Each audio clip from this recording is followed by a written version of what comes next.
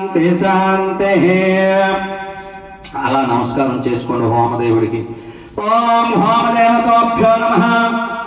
చక్రం ధారయామి చామరం అక్షంతలు ఉంటే పక్కన వేయనమా చామరం ఎవరు ఒకరు నృత్యం దర్శయామి గీతం శ్రావ్యామి దర్పం దర్శ అశ్వనారోహయామి ఆందోళన సమస్త రాజోపచార శక్తోపచార భక్తోపచార పూజాం సమర్పయామి. అలా చెంపలు వేసుకున్నామా.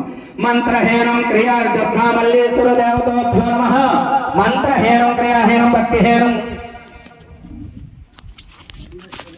परमेश्वर यत्पोहित महादेव परिपूर्णं तदस्तुते यस्य स्मृतः समो तपः पूजा क्रियादिषु नून्यां संपूर्णं याति सज्जो पर दुर्गा मल्लेश्वर देवता अनेज्ञान वहन षोडशोपचार होमं भगवान सर्वात्मक सुप्रेत सुप्रसन्नो वरदो भवन्तु. అలా వేడుకోండి. ఓ దుర్గా మల్లేశ్వర దేవతోభ్యో నమః సమేత శ్రీ హోమ దేవత మూర్తి మేము పెట్టే విధానంలో కానీ పూజ చేసే విధానంలో కానీ ఈ హోమం చేసే విధానంలో కానీ ఏ పొరపాట్లు దొరికినా క్షమించి మా ఇంట ఎల్లవెల్లా కాపాడు తండ్రి.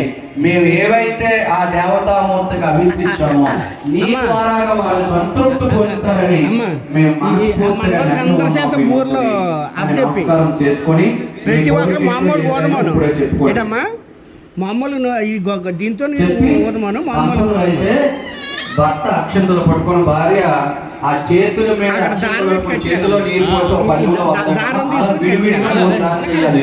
మొన్నవాళ్ళు ఎవరంతలు తర్వాత భార్య కూడా విడివిడిగా ఆవిడంతలో ఆవిడ అక్షంతలు వదలాలి. చెయ్యండి. అయిపోయిన తర్వాత భోజనం చేసి మనండి భోజనం చేశాక బోర్లో అందరినీ అయిపోయింది అందరి చేత ఊరేసి ముందు భోజనం చేసిస్తే నేను ఒక విషయం చెప్పాను. భర్త అక్షంతలు పట్టుకుని భార్య చేతుల మీద నీళ్ళు దారిపోయాలి ఒక పల్లెంలో. ఇప్పటి వరకు ఏ వ్రతం అయితే మీరు చేశారో ఆ పుణ్యఫలం మళ్ళీ ఆ దేవతామూర్తికి ఇచ్చేస్తాము.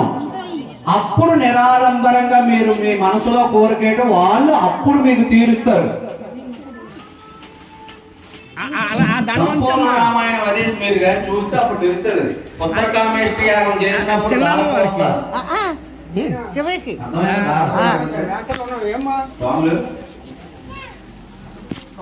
ఇప్పుడు వరకు చేశారు కదా పుణ్యఫలం. ఆ పుణ్యఫలం మళ్ళీ ఏ దేవతామూర్తి